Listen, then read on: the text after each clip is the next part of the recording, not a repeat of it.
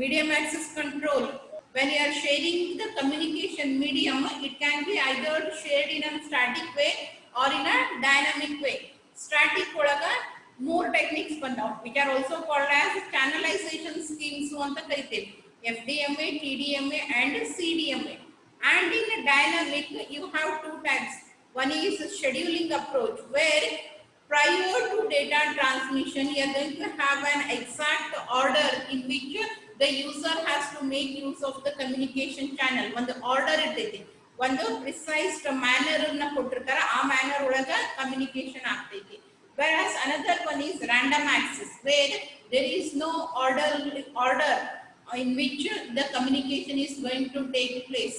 ಅದರಿಂದಾಗಿ ಅಲ್ಲಿ ಕೊಲಿಜನ್ಸ್ ಜಾಸ್ತಿ ಇರ್ತವೆ. ಇವನ್ ಡಿಲೇ ಏನದಲ್ಲ ಇನ್ವೇರಿಯೇಬಲ್ ಇರ್ತೈತಿ, ಫಿಕ್ಸ್ಡ್ ಡಿಲೇ ಇರಂಗಿಲ್ಲ. Delay will be variable, wear as scheduling approaches ಒಳಗ ಕೊಲಿಜನ್ಸ್ ಆಗಂಗಿಲ್ಲ and delay will be variable. ಇಷ್ಟೇ ಹೆಚ್ಚು ಇಷ್ಟೇ ಲೇಟು ಅನ್ನೋದಕ್ಕೆ ಒಂದು ಫಿಕ್ಸ್ಡ್ ಫಾರ್ಮ್ಯಾಟ್ ಇರ್ತೈತಿ. And in scheduling approach, you have three types. One is the reservation, second one is polling, and third is token passing. We have already completed reservation in the previous class, right? Reservation in the sense, a transmission cycle will be consisting of two phases. One is the reservation phase and another one is actual transmission phase. First ige ಒಂದು frame ಅನ್ನ reservation ಸಲುವಾಗಿನೇ ಕಳಿಸ್ತೀವಿ. ಎಷ್ಟು stations ಇರ್ತಾವೋ ಅಷ್ಟು slots ಅನ್ನ create ಮಾಡಿ it will be sent to all the stations, so that the station which has the data in this particular cycle, ಆ cycle ಒಳಗ transfer ಮಾಡ್ಲಿಕ್ಕೆ ಯಾವ್ಯಾವ ಸ್ಟೇಷನ್ ಹತ್ರ ಡೇಟಾ ಇರ್ತೈತಿ ಅವರು ತಮ್ಮ ಅಡ್ರೆಸ್ ಅನ್ನ ಹಾಕಿ ಕಳಿಸ್ತಾರೆ. ಯಾರ್ಯಾರ ಅಡ್ರೆಸ್ ಅನ್ನ ಹಾಕಿ ಕಳಿಸ್ತಾರೆ ಅವರಿಗೆ ಟರ್ನ್ ಸಿಗ್ತೈತಿ. ಫಸ್ಟ್ ಯಾರು ಹಾಕಿರ್ತಾರ ಅವ್ರಿಗೆ ಫಸ್ಟ್, ಸೆಕೆಂಡ್ ಹಾಕಿದ್ರೆ ಸೆಕೆಂಡ್, ಥರ್ಡ್ ಅವರಿಗೆ ಥರ್ಡ್, 3 ಮಂದಿ ಹಾಕಿದ್ರೆ 3 ಮಂದಿ, 4 ಮಂದಿ ಹಾಕಿದ್ರೆ 4 ಮಂದಿ. ಒಂದು ರಿಸರ್ವೇಶನ್, ಆಮೇಲೆ ಫಾರ್ ಎಕ್ಸಾಂಪಲ್ 4 ಮಂದಿ ಹಾಕಿದ್ರೆ 4 ಮಂದಿ ಫ್ರೇಮ್ ಟ್ರಾನ್ಸ್ಫರ್ ಆಗ್ತೈತಿ. So this is one cycle. ಇದು ಪೂರ್ತಿ ಒಂದು ಸೈಕಲ್. ಮೊದಲಿಗೆ ರಿಸರ್ವೇಶನ್, ಆಮೇಲೆ ಎಷ್ಟು ಮಂದಿ ರಿಸರ್ವ್ ಮಾಡಿರ್ತಾರ ಅವರೆಲ್ಲಾರ್ದು ಡೇಟಾ ಟ್ರಾನ್ಸ್ಮಿಷನ್ ಆಗುತ್ತೆ. ಮತ್ತೆ ನೆಕ್ಸ್ಟ್ ಟೈಮ್ ರಿಸರ್ವೇಶನ್ ಹೋಗ್ತೈತಿ. ಈ ಸರಿ ಹೆಚ್ಚಾಗ್ಬೋದು, ಕಡಿಮೆ ಆಗ್ಬೋದು, ಅಷ್ಟೇ ಇರ್ಬೋದು. Because it is dynamic, it is changing. Change ಆಗಲಿಲ್ಲ ಅಂತಂದ್ರೆ ಇಲ್ಲ, ಚೇಂಜ್ ಯಾರಾದ್ರೂ ಹೆಚ್ಚಿಗೆ ಬೇರೆ ಯಾರ ಹತ್ರ ಆದ್ರೂ ಡೇಟಾ ರೆಡಿ ಇತ್ತು ಟ್ರಾನ್ಸ್ಫರ್ ಮಾಡ್ಲಿಕ್ಕೆ ಅಂದ್ರೆ ಈ ಸರಿಗೆ ಅವ್ರು ರಿಸರ್ವೇಶನ್ ಮಾಡ್ತಾರೆ. ಇಲ್ಲ ಡೇಟಾ ಕಂಪ್ಲೀಷನ್ ಆಗಿತ್ತು ಟ್ರಾನ್ಸ್ಮಿಷನ್ ಅವ್ರು ಅಂತಂದ್ರೆ ಅವ್ರು ರಿಸರ್ವೇಶನ್ಸ್ ನ ಮಾಡಂಗಿಲ್ಲ. In this way, the reservation scheme is going to work. And after that, you have is polling. Polling in the sense electing. ಎಲ್ಲಾರು ಒಮ್ಮೆ ಮಾಡಿ ಕೊಲಿಜನ್ಸ್ ಆಗಬಾರ್ದು ಅಂತ ಹೇಳಿ ಏನ್ ಮಾಡ್ತಾರ, ಟ್ರಾನ್ಸ್ಮಿಷನ್ ಗೆ ಯಾರಾದ್ರೂ ಒಬ್ಬರನ್ನ ಎಲೆಕ್ಟ್ ಮಾಡ್ತಾರೆ. Only one system will be selected and it is having the authority to use the communication medium in polling technique. And it can be accomplished in two ways. One is a centralized way and another one is distributed. One centralized, innondu distributed. What is centralized? In this scheme, you are having a central controlling system. There will be someone who is going to control. That means who is going to grant the permission. Next ಯಾರು use ಮಾಡಬೇಕು communication channel ಅನ್ನ ಅನ್ನೋದನ್ನ decide ಮಾಡಿ, ನೀ ಮಾಡು, ನೀ stop ಮಾಡು, ಈ ರೀತಿಯಾಗಿ ಇಶ್ಯೂ ಮಾಡ್ಲಿಕ್ಕೆ ಪರ್ಮಿಷನ್ ಅನ್ನ ಅಥವಾ ಯಾರು ಯುಟಿಲೈಸ್ ಮಾಡ್ಕೋಬೇಕು ಅನ್ನೋ ಸ್ಟೇಟಸ್ ಅನ್ನ ಇಂಡಿಕೇಟ್ ಮಾಡ್ಲಿಕ್ಕೆ there will be a centralized controller. ಅದಕ್ಕೆ ಅದನ್ನ ನಾವೇನಂತೀವಿ centralized system ಅಂತ ಕರೀತಾರೆ. That means there will be a central controlling system which is going to give the permission or which is going to take back. ಕೊಡೋದು ಮತ್ತು ವಾಪಸ್ ತಗೊಳ್ಳೋ ಕೆಲಸನ ಮಾಡುತ್ತೆ. Whereas in the distributed there will not be any central controller. The authority has been distributed to everyone. ಎಷ್ಟು ಮಂದಿ users ಅದಾರ, ಎಷ್ಟು ಸ್ಟೇಷನ್ಸ್ ಅದಾವೋ ಎಲ್ಲಾರು ಇಂಡಿವಿಜುವಲ್ ಆಗಿ ರೆಸ್ಪಾನ್ಸಿಬಲ್ ತಗೋಬೇಕು. ಹೂ ನೀ ಹೇಳು, ನೀ ಕೇಳು, ನೀ ಕೂಡು, ನೀ ಲೈನ್ ಒಳಗೆ ಬಾ ಅಂತ ಹೇಳಿಕ್ಕೆ ಪ್ರೈಮರಿ ಸ್ಕೂಲ್ ಸ್ಟೂಡೆಂಟ್ಸ್ ಅಲ್ಲ. ಪ್ರೈಮರಿ ಸ್ಕೂಲ್ನಾಗ ಎಲ್ಲಾ ರೂಲ್ಸ್ ರೆಗ್ಯುಲೇಷನ್ಸ್ ಅನ್ನ ಮಾಡಿ ಒಬ್ರು ಅದನ್ನ ಮೇಂಟೈನ್ ಮಾಡ್ಲಿಕ್ಕೆ ಪಿ ಟೀಚರ್ ಇರ್ತಾರೆ, who is gone to look after everything, ನಿಮ್ ಡಿಸಿಪ್ಲಿನ್ ಅನ್ನ ನೋಡ್ಕೊಳ್ಳಿಕ್ಕೆ. ಆ ರೀತಿ ಕಾಲೇಜಿಗೆ ಬಂದ್ಮೇಲೆ ಇರಂಗಿಲ್ಲ, ಡಿಗ್ರಿ ಕಾಲೇಜಿಗೆ ಎದ್ದು ಬಂದ್ಮೇಲೆ, because they think that you are grown ups, you can maintain that discipline by yourself, right? I don't know that is true or not, ನಿಮಗೆ ಗೊತ್ತಿರಬೇಕು ಅದು ಟ್ರೂ ನೋ ಫಾಲ್ಸ್ ಅಂತ ಹೇಳಿ. ಡಿಸಿಪ್ಲಿನ್ ನಿಮ್ಮಷ್ಟಕ್ಕೆ ನೀವು ಮೇಂಟೈನ್ ಮಾಡುವಷ್ಟು ದೊಡ್ಡವರಾಗಿರೋ ಇಲ್ವೋ ಅಂತ ಹೇಳಿ. But that is taught in distributed system. That means here there will not be any central controlling system which is going to give the permission or which is going to elect. But ತಮ್ಮ ನಡುವೆ agreements ಅನ್ನ ಅಥವಾ ಯಾವ್ದಾದ್ರು ಒಂದು technique ಅನ್ನ use ಮಾಡ್ಕೊಂಡು ಇವೇನ್ ಮಾಡ್ತಾವೋ, ನನ್ ಮುಗೀತು ನೀ ಶುರು ಮಾಡು, ನಿನ್ ಮುಗೀತು ನನಗೆ ಕೊಡು, ಈ ರೀತಿಯಾಗಿ control will be exchange. Whereas in a centralized, there will be a central controller. So you have two main categorization. And in the central, you have two types. One is over line and another one is over radio. One over line, ಇನ್ನೊಂದು over radio. First we'll study over line technique. In this, there will be, ಯಾಕಂದ್ರೆ ಇದು ಎದ್ರ categorization, it is the centralized system of the categorization. That means there will be a central controller. One central controlling system iರ್ತೈತಿ, and then there will be many systems which are going to use the same communication line. So this is going to grant the permission. ಇದು ಏನು ಮಾಡ್ತೈತಿ, permission ಅನ್ನು ಕೊಡ್ತೈತಿ. Permission ಕೊಡ್ತೈತಿ ಅಂದ್ರೆ it is going to poll one among these systems. ಎಷ್ಟು stations ಇರ್ತಾವೋ ಅಷ್ಟರೊಳಗ ಒಂದು ಸ್ಟೇಷನ್ ಅನ್ನ ಸೆಲೆಕ್ಟ್ ಮಾಡ್ಕೊಂತೈತಿ. ಓಕೆ, ಇವಾಗ ನೀನು ಕಮ್ಯುನಿಕೇಶನ್ ಚಾನೆಲ್ ಅನ್ನ ಯೂಸ್ ಮಾಡ್ಕೋಬಹುದು. You can now start communicating and then ನಿಂದು ಕಂಪ್ಲೀಟ್ ಆದ್ಮೇಲೆ ನನಗೆ ಇನ್ಫಾರ್ಮ್ ಮಾಡು, ನಾನು ಬೇರೆದವರಿಗೆ ಕೊಡ್ತೀನಿ. ಈ ರೀತಿ ಕಮ್ಯುನಿಕೇಶನ್ ಅನ್ನ ಸ್ಟಾರ್ಟ್ ಮಾಡು, ಸ್ಟಾಪ್ ಮಾಡು ಅಂತ ಹೇಳಲಿಕ್ಕೆ ಇದಕ್ಕೆ ಒಂದು ಡೆಡಿಕೇಟೆಡ್ ಲೈನ್ ಇರ್ತೈತಿ. It is going to use a fixed line. ಅದು ತಂದು ಒಂದೇ ಯೂಸ್ ಮಾಡ್ಕೊಂತೈತಿ. ವೇರ್ ಆಸ್ ಡೇಟಾ ಟ್ರಾನ್ಸ್ಮಿಷನ್, ಈ ಎಲ್ಲಾ ಸಿಸ್ಟಮ್ಸ್ ಏನ್ ಯೂಸ್ ಮಾಡ್ತಾವಲ್ಲ ತಮ್ಮ ಡೇಟಾನ ಟ್ರಾನ್ಸ್ಫರ್ ಮಾಡ್ಲಿಕ್ಕೆ, ಅದು ಏನದಲ್ಲ ಕಾಮನ್ ಲೈನ್ ಅದ. All the systems share a common line for their communication, whereas central controller or the controlling system will be having an independent line on which it is going to send the independent messages. Nee select agi, nee start mado communication anna, it is your turn ant heli ನೀವು HDLC ಕಲ್ತಿರಿ ನೆನಪೈತಿ. normal response mode. Do you remember normal response mode where multi-links irtavu? Controlling system ಏನ್ ಮಾಡ್ತೈತಿ, ಯಾರನ್ನ select ಮಾಡೈತಿ ಅಂತ ಹೇಳಿಕೆಯಿಂದ ಕಳಿಸ್ತೈತಿ pole ಒಳಗ, and then final ನಾಗ ಅವ ಏನ್ ಮಾಡ್ತಾವು, ನಂದು ಕಮ್ಯುನಿಕೇಶನ್ ಮುಗ್ದೈತಿ, ನೀ ಬೇರೆದವರಿಗೆ ಕೊಡಬಹುದು ಟರ್ನ್ ಅಂತ ಹೇಳಿ ಮೆಸೇಜ್ ಅನ್ನ ರಿವರ್ಸ್ ಆಗಿ ಕಳಿಸ್ತಾವ. The same technique is used here. ಇದು ಯೂಸ್ ಮಾಡೋದೇ, ಇದು ಪ್ರಪೋಸ್ ಮಾಡಿದ್ದೆ ಇದ್ರ ಸಲುವಾಗಿ HDLC ಒಳಗ ಯೂಸ್ ಮಾಡ್ಲಿಕ್ಕೆ. One of the example for this one is HDLC normal response mode.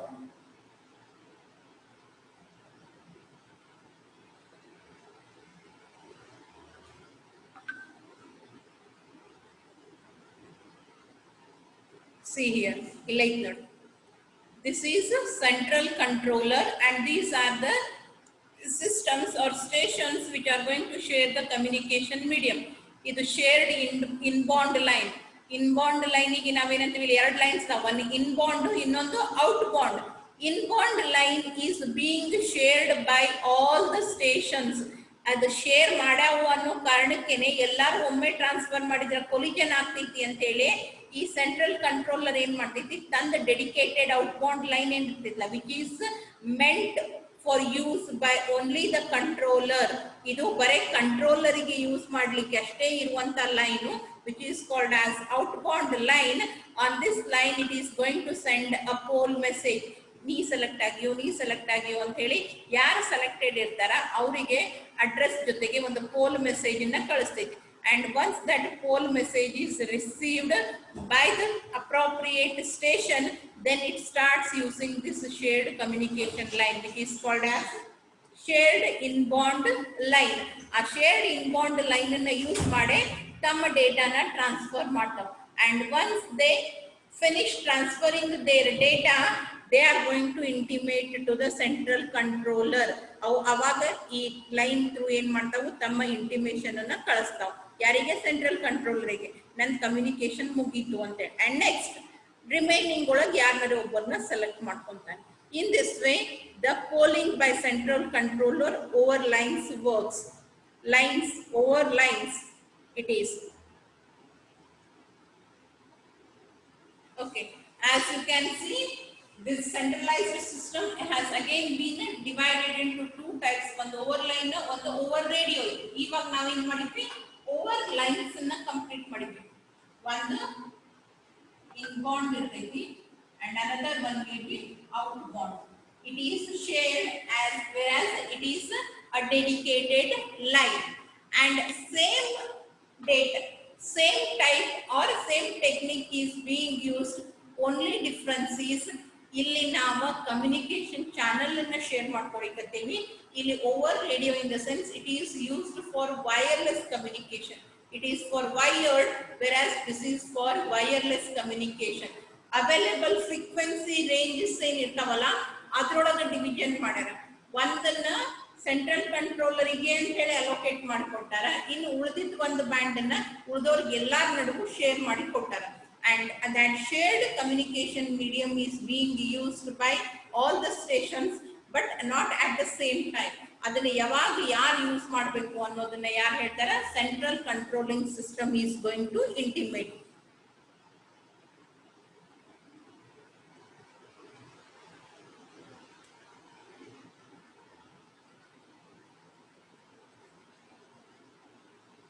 See, it is same as that one, but ಅಲ್ಲಿ ನಾವು ಯೂಸ್ ಮಾಡಿದ್ದು ಏನು, that is we are going to use connection oriented, whereas this is connectionless. Why connectionless?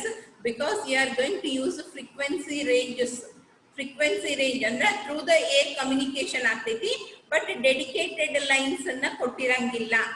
ಇದರೊಳಗೆ ಇನ್ನೊಂದು approach ಬರ್ತೈತಿ. ಇದು ಏನು, it is for frequency division duplexing. Channel ಅನ್ನ ಡಿವೈಡ್ ಮಾಡ್ಯಾರ ಎರಡು ಪಾರ್ಟ್ ಆಗಿ. One is for controller to send who has been polled. Issue ಕಳಿಸ್ಲಿಕ್ಕೆ ಗ್ರಾಂಟ್ ಅನ್ನು ಮಾಡಿರುವಂತ ಯಾರಿಗೆ ಪರ್ಮಿಷನ್ ಅನ್ನ ಕೊಟ್ಟೈತಿ ಆ ಪರ್ಮಿಷನ್ ಅನ್ನ ಸೆಂಡ್ ಮಾಡ್ಲಿಕ್ಕೆ ತನ್ನದೇ ಆದಂತ ಡೆಡಿಕೇಟೆಡ್ ಫ್ರೀಕ್ವೆನ್ಸಿ ರೇಂಜ್ ಅನ್ನ ಯೂಸ್ ಮಾಡ್ತೈತಿ. ಇನ್ನೊಂದು ಫ್ರೀಕ್ವೆನ್ಸಿ ರೇಂಜ್ ಅನ್ನ ಉಳಿದವ್ರು ಎಲ್ಲಾರು ಶೇರ್ ಮಾಡ್ಕೊಂತಾರ ತಮ್ಮ ಡೇಟಾನ ಟ್ರಾನ್ಸ್ಫರ್ ಮಾಡ್ಕೊಳ್ಳಿಕ್ಕೆ. Right? And another way of doing the same thing is ಎಲ್ಲರಿಗೂ ತಮ್ಮದೇ ಆದಂತ ಡೆಡಿಕೇಟೆಡ್ ಲೈನ್ಸ್ ಅನ್ನ ಕೊಟ್ಬಿಡೋದು. No sharing, no shared, but still you are going to have a central controller. And another method that is distributed is you are not going to have any central controlling. ಇಲ್ಲಿ ನೋಡ್ರಿ, ಇದು distributed. ಇಲ್ಲೆಲ್ಲ ನಿಮಗೆ central controlling system ಕಾಣಿಸ್ಲಿಕ್ಕತ್ತೈತಿ? No, they will themselves decide. ತಾವೇ ಮೊದಲೇ ಏನ್ ಮಾಡ್ಕೊಂತಾರೆ, ಏನಾದ್ರೂ ಒಂದು ಅಗ್ರಿಮೆಂಟ್ ಮಾಡ್ಕೊಂತಾರೆ. How they are going to tell each other, ನಂದು ಮುಗ್ದೈತೀನಿ ಸ್ಟಾರ್ಟ್ ಮಾಡು ಅಂತ ಹೇಳಲಿಕ್ಕೆ ಏನಾದ್ರೂ ಒಂದು ಮೆಥಡ್ ಅನ್ನ ತಮ್ದು ತಾವೇ ಫಿಕ್ಸ್ ಮಾಡ್ಕೊಂತಾರ. And on that basis at a time only one system is going to use the communication channel. ಉಳಿದವ್ರು ಯಾರು ಯೂಸ್ ಮಾಡಂಗಿಲ್ಲ. ನೆಕ್ಸ್ಟ್ ಮತ್ ನನ್ ಮುಗೀತು, ನೆಕ್ಸ್ಟ್ ನೀ ಸೆಲೆಕ್ಟ್ ಆಗಿ ನೀ ಟ್ರಾನ್ಸ್ಫರ್ ಮಾಡು. ಈ ಸಿಸ್ಟಮ್ ಯೂಸ್ ಮಾಡ್ಲಿಕ್ಕತ್ತಿತ್ತು ಅಂದ್ರೆ ಈ ಸಿಸ್ಟಮ್ ಏನ್ ಮಾಡ್ತೈತಿ, ತನ್ನ ಟ್ರಾನ್ಸ್ಮಿಷನ್ ಕಂಪ್ಲೀಟ್ ಆದ ತಕ್ಷಣ ಇದ್ರೊಳಗೆ ನೆಕ್ಸ್ಟ್ ಯಾರು ಸೆಲೆಕ್ಟ್ ಆಗಿರ್ತಾರಲ್ಲ ಅವ್ರಿಗೆ ಇಂಡಿಕೇಟ್ ಮಾಡ್ತೈತಿ ನಂದು ಮುಗ್ದೈತಿ, ಈಗ ಇದು ಸೆಲೆಕ್ಟ್ ಆಗೈತಿ. So this completed the transmission, it will hand over the communication channel to this system. ಇದು ಯೂಸ್ ಮಾಡ್ಕೊಂತೈತಿ. ನಂದು ಮುಗೀತು, ನೆಕ್ಸ್ಟ್ ಯಾರು ಸೆಲೆಕ್ಟೆಡ್ ಅದಾರ ಇದು ಐತಿ. ಸೊ ಕಮ್ಯುನಿಕೇಶನ್ ಚಾನಲ್ ಅನ್ನು ಯೂನಿಕ್ ಹ್ಯಾಂಡ್ ಓವರ್ ಮಾಡಿ ತನ್ನನ್ನು ಸ್ಟಾಪ್ ಮಾಡ್ತಾನೆ. In this way, the distributed system is going to work.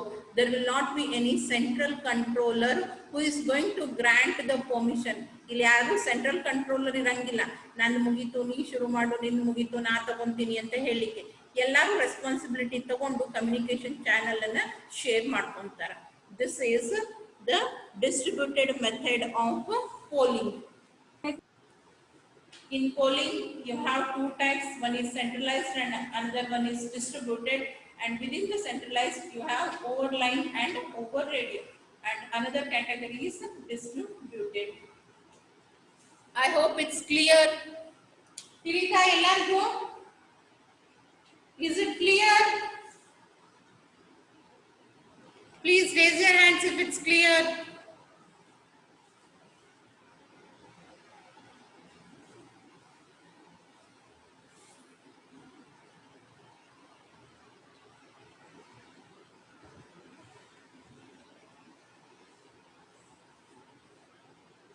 Okay.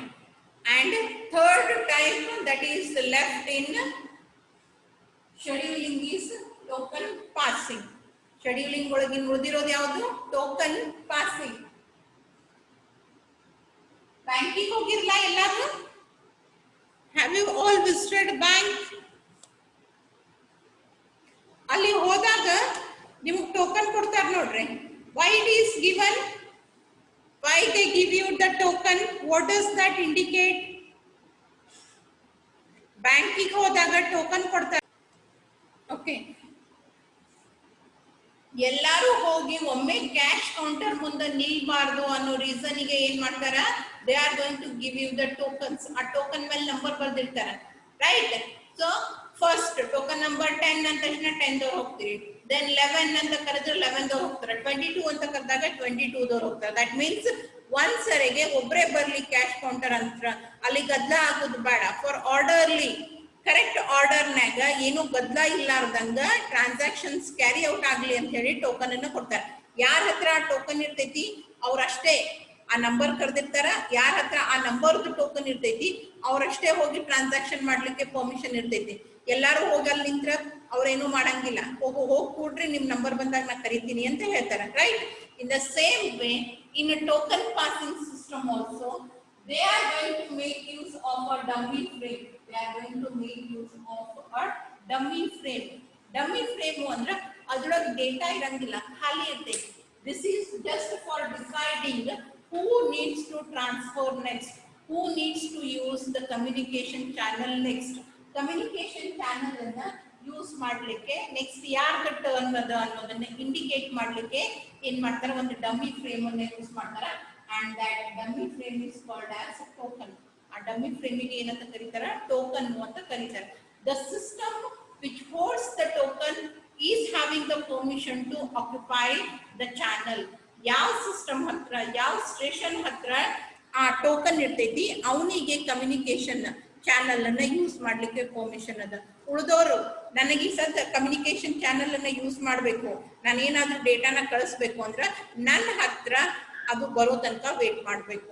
ನನ್ನ ಹತ್ರ ಟೋಕನ್ ಬರೋವರೆಗೂ I have to wait. I don't have any other way. By this you are going to avoid the collision. ಯಾಕಂದ್ರೆ ಒಂದು token ಅದ ಅಂದ್ರೆ ಅದು ಒಬ್ಬರ ಹತ್ರನೇ ಇರ್ತೈತಿ. ಆ ಒಬ್ಬನೇ ಕಮ್ಯುನಿಕೇಶನ್ ಚಾನಲ್ ಅನ್ನ ಯೂಸ್ ಮಾಡೋದ್ರಿಂದ ಅಲ್ಲೇ ನಿಮಗ ಕೊಲಿಷನ್ಸ್ ಆಕರ್ ಆಗಂಗಿಲ್ಲ. And this token passing can be implemented in a bus topology or it can be implemented in ring topology. Bus ಒಳಗ ಅಥವಾ ring topology ಯಾವ್ದಾದ್ರೂ ಒಂದೊಳಗ ನಾವೇನ್ ಮಾಡ್ಬೋದು? ಈ ಟೋಕನ್ ಪಾಸಿಂಗ್ ಅನ್ನ ಇಂಪ್ಲಿಮೆಂಟ್ ಮಾಡ್ಬೋದು. Consider this is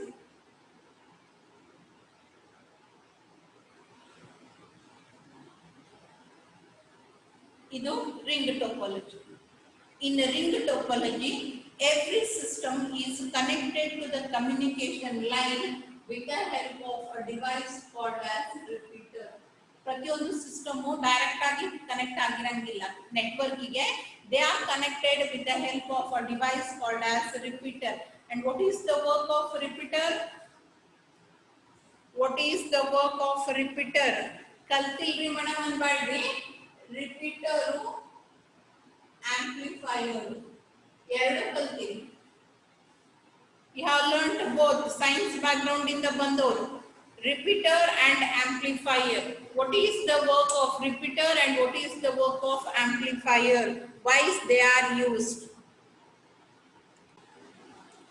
Repeater and amplifier both are electronic devices. They both are electronic devices, whereas repeater it just takes in whatever comes and in the same way, without modifying, without doing anything to it, it takes and it just forwards. ತಗೊಂಡಿದ್ದು ಹೆಂಗ್ ತಗೊಂಡೈತಿ ಹಂಗ ಮುಂದೆ ಕಳಿಸ್ತೈತಿ. ತಗೊಳ್ಳೋದು ಮುಂದೆ ಕಳಿಸೋದು, ತಗೊಳ್ಳೋದು ಮುಂದೆ ಕಳಿಸೋದು, repeating. That is the work of a repeater.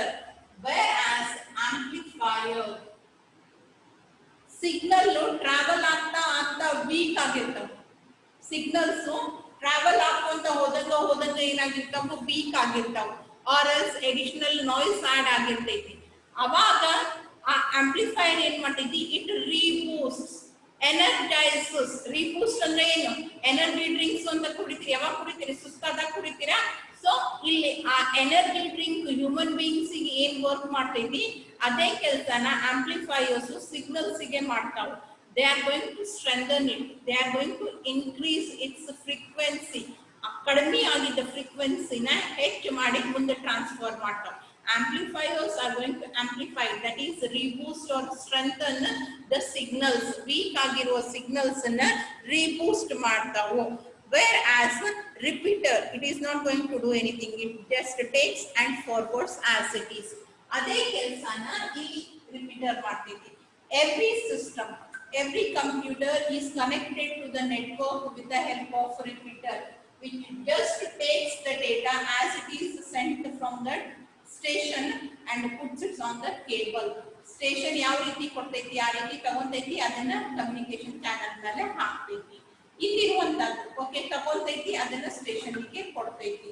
Right. So every ನೋಡ್ or every station in a ring topology is connected to the communication channel or connected to the network with the help of a repeater.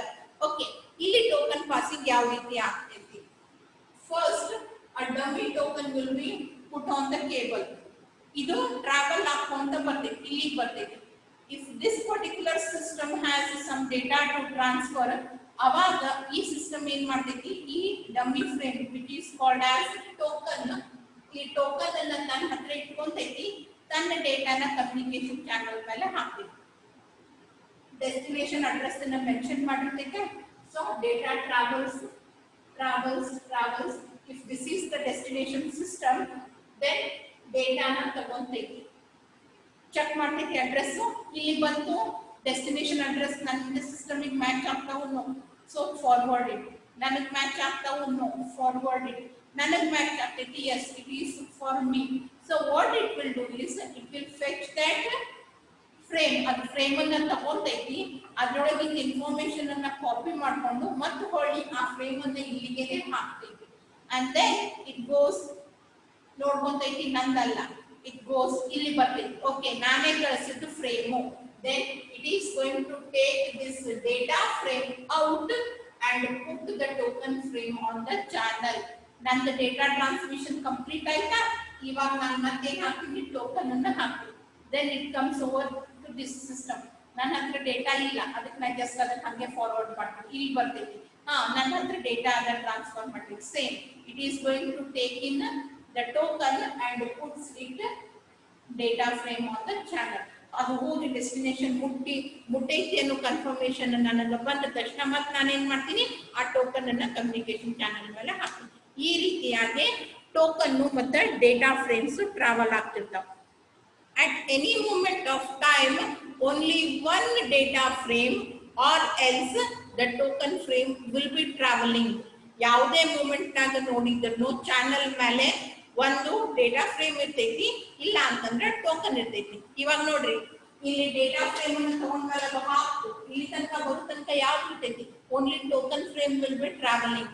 ಇಲ್ಲಿ ಬಂತು, ನನಗೂ ಬ್ಯಾಡ್ ಆಯ್ತು, ಮತ್ತೆ ಇಲ್ಲಿ travel ಆಗ್ಬೇಕಾದ್ರೂ token ಒಂದೇ ಇರ್ತೈತಿ. So at any moment of time either the token frame or the data frame, that to single, will be traveling, and whoever wants, they have to wait for their turn. ತನ್ನ ಹತ್ರಕ್ಕೆ data token ಬರೋವರೆಗೂ ಏನು ಮಾಡ್ಲಿಕ್ಕೆ ಸಾಧ್ಯ ಇಲ್ಲ, wait ಮಾಡ್ತಾ ಇರಬೇಕು.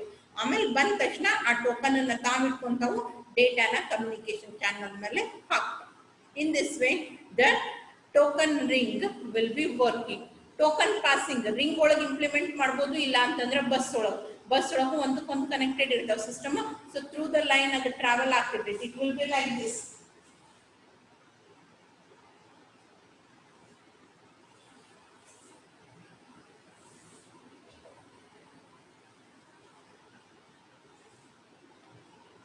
Bus ಒಳಗ ಸಿಸ್ಟಮ್ಸ್ ಹಿಂಗ್ ಕನೆಕ್ಟೆಡ್ ಇರ್ತಾವ. ಟೋಕನ್ ಅನ್ನ ಹಾಕಿದ್ವಿ. It will come to this system. ಇದು ಹತ್ರ ಡೇಟಾ ಇತ್ತು ಅಂದ್ರೆ ಟೋಕನ್ ಅನ್ನು ಇಟ್ಕೊಂತೈತಿ, ಇಲ್ಲ ಅಂತಂದ್ರೆ ಮುಂದೆ ಫಾರ್ವರ್ಡ್ ಮಾಡ್ತೈತಿ. In this way the technique is same, but only the topology structure changes. Structure ಅಷ್ಟೇ ಚೇಂಜ್ ಆಗ್ತೈತಿ, ಅದನ್ನ ಬಿಟ್ಟರೆ ಉಳಿದಿದ್ದೆಲ್ಲ ವರ್ಕಿಂಗ್ ಸೇಮ್ ಬರ್ತೈತಿ. And this completes one part. ಯಾವುದು ಸ್ಟಾಟಿಕ್ ಒನ್ ಮುಗಿತು. ಡೈನಮಿಕ್ ಒಳಗ ಶೆಡ್ಯೂಲಿಂಗ್ ಅಪ್ರೋಚಸ್ ಮುಗಿದು. And in the dynamic itself we are left out with the second one, that is the random accessing of the channel. Random ಆಗಿ ಈ ರೀತಿಯಾಗಿ pre defined ಅಥವಾ orderly ಇರಂಗಿಲ್ಲ. ಯಾವಾಗ ಬೇಕು ಅವಾಗ ಯಾರು ಬೇಕು ಅವರು ತಮ್ಮ ಟ್ರಾನ್ಸ್ಮಿಷನ್ ಅನ್ನ ಸ್ಟಾರ್ಟ್ ಮಾಡಬಹುದು. ಅದನ್ನ ಸ್ಟಾರ್ಟ್ ಮಾಡೋ ಸಲುವಾಗಿ ಅಂತ ಹೇಳಿ they are using some assumptions. ಕೆಲವೊಂದಿಷ್ಟು ಅಸಂಪ್ಷನ್ಸ್ ಅನ್ನ ಯೂಸ್ ಮಾಡ್ಕೊಂತಾರೆ. ಏನು assumptions? What are those assumptions? We'll see them.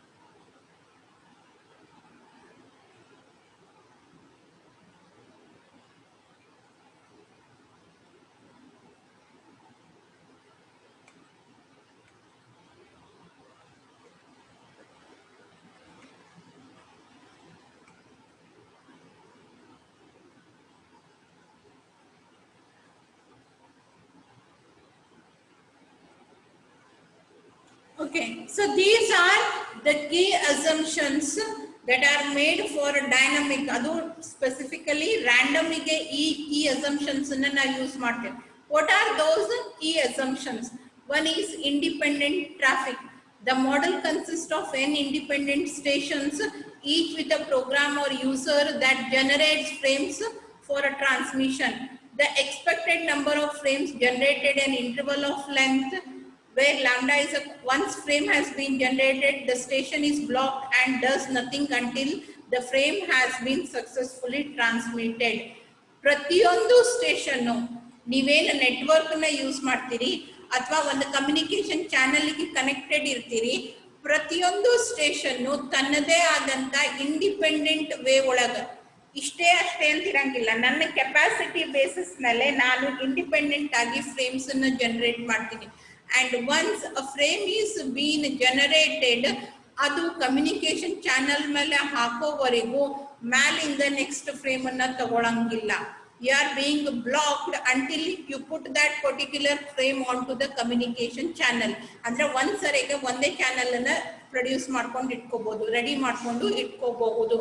That is what is the basic assumption. And then single channel. A single channel is available for all communication. Andra ella stations ನಡುವ ಒಂದೇ communication channel ಅದ. ನಾವು ಅದನ್ನೇ correct ಆಗಿ utilise ಮಾಡ್ಕೋಬೇಕು. And it is true also. And then observable collisions. ಅಕಸ್ಮಾತ್ ಆಗಿ ಯಾವಾದ್ರೂ ಎರಡು ಸ್ಟೇಷನ್ಸ್ ಒಂದೇ ಸರಿ ಡೇಟಾನ ಹಾಕಿದ್ವು ಅಂದ್ರೆ they are going to collide with each other, they are going to bombard with each other. ಅವೇನ್ ಒಂದಕ್ಕೊಂದು ಕೂಡ್ತಾವು, ಡೇಟಾ ಕರಪ್ಟ್ ಆಗ್ತೈತಿ, ಅದನ್ನ ನಾವೇನಂತ ಕರಿತೀವಿ, ಕೊಲಿಜನ್ ಅಂತ ಕರಿತೀವಿ. And all station can detect that collision. ಒಂದ್ಸರಿ ಒಂದಕ್ಕೊಂದು ಕೊಲೈಡ್ ಆಯ್ತು ಅಂತಂದ್ರ ಕೊಲಿಜನ್ ಆಕರ್ ಆಗೈತಿ ಅನ್ನೋದು ಅದಕ್ಕೆ ಅಲ್ಲಿ ಇರುವಂತ ಎಲ್ಲಾ ಸ್ಟೇಷನ್ಸಿಗೂ ತಿಳಿತೈತಿ. ಸೊ ದಟ್ ಅದರ್ಸ್ ನಾನೇ ಮಾಡ್ಲಿಕ್ಕತ್ತಿದ್ದೆ, ನಂದು ಒಂದಿಷ್ಟು ಪಾರ್ಟ್ ಹೋಗಿ ಇನ್ನೊಬ್ಬರ ಜೊತೆ ಕೂರ್ತು ಅದನ್ನ ಇಮಿಡಿಯೇಟ್ ಆಗಿ ಸ್ಟಾಪ್ ಮಾಡಬೇಕು, ಇಲ್ಲ ಅಂತಂದ್ರೆ ಎಲ್ಲಾನು ಲಾಸ್ ಆಗ್ತೈತಿ. So for that reason, whenever collisions take place, that collision is being observed or being detected by all the systems that share the channel. ಆ ಚಾನೆಲ್ ಅನ್ನು ಯೂಸ್ ಮಾಡುವಂತ ಎಲ್ಲಾ ಸಿಸ್ಟಮಿಗೂ ಆ ಕೊಲಿಜನ್ ಗೊತ್ತಾಗ್ತೈತಿ. And next, continuous or slotted time. As I said, we are going to have a time divisions. The time can be used continuously or it can be divided. Frequency ಒಳಗೆ ನಾವು ಟೈಮನ್ನು divide ಮಾಡಂಗಿಲ್ಲ, continuous ಆಗಿ use ಮಾಡ್ತೇವೆ. ವೆರಾಸ್ time division multiplexing ಒಳಗೆ time will be divided. In the same way reservations ಒಳಗೆ ನಾವು ಏನ್ ಮಾಡ್ತೇವೆ, ಕ್ಲಾಕ್ ಸೈಕಲ್ಸ್ ಆಗಿ ಡಿವೈಡ್ ಮಾಡೇವಿ. ಒಂದು ಸೈಕಲ್ ಅಂದ್ರೆ it is one clock period, right? So the time can be continuous or it can be slotted.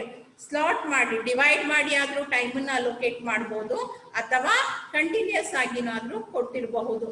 And then carrier sense or no carrier sense. Carrier sense, carrier means the medium which is going to take your data from source to destination.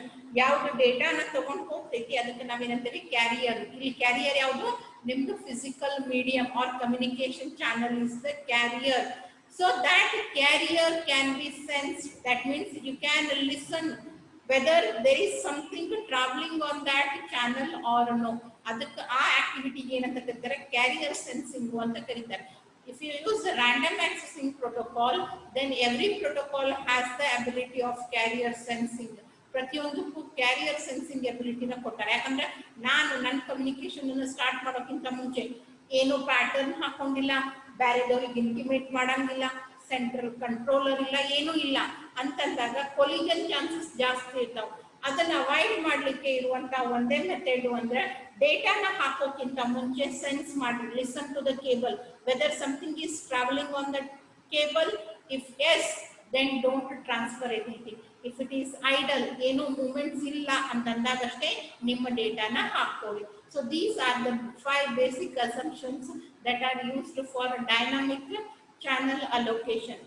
ಆ dynamic ಒಳಗೂ already ನಾವು ಒಂದಿಷ್ಟನ್ನ ಕಲ್ತೇವೆ, ಯಾಕಂದ್ರೆ ಇವು ಯಾವುದು ನಮ್ಗೆ ಅಲ್ಲಿ necessary ಇರಲಿಲ್ಲ, ಬರೀ ಸ್ಲಾಟೆಡ್ ಟೈಮ್ ಒಂದೇ ಅವಶ್ಯಕತೆ ಇತ್ತು. ಬಟ್ ಈಗ ಸದ್ಯಕ್ಕೆ ಏನು ಸ್ಟಾರ್ಟ್ ಮಾಡ್ತೇವಲ್ಲ random accessing, ಅಲ್ಲಿ ಎಲ್ಲ ಈ assumptions ನ ಯೂಸ್ ಮಾಡ್ಕೊಂತೀವಿ. So I have given this basic idea about the 5 assumptions, and in the next class we'll start with the random access protocols.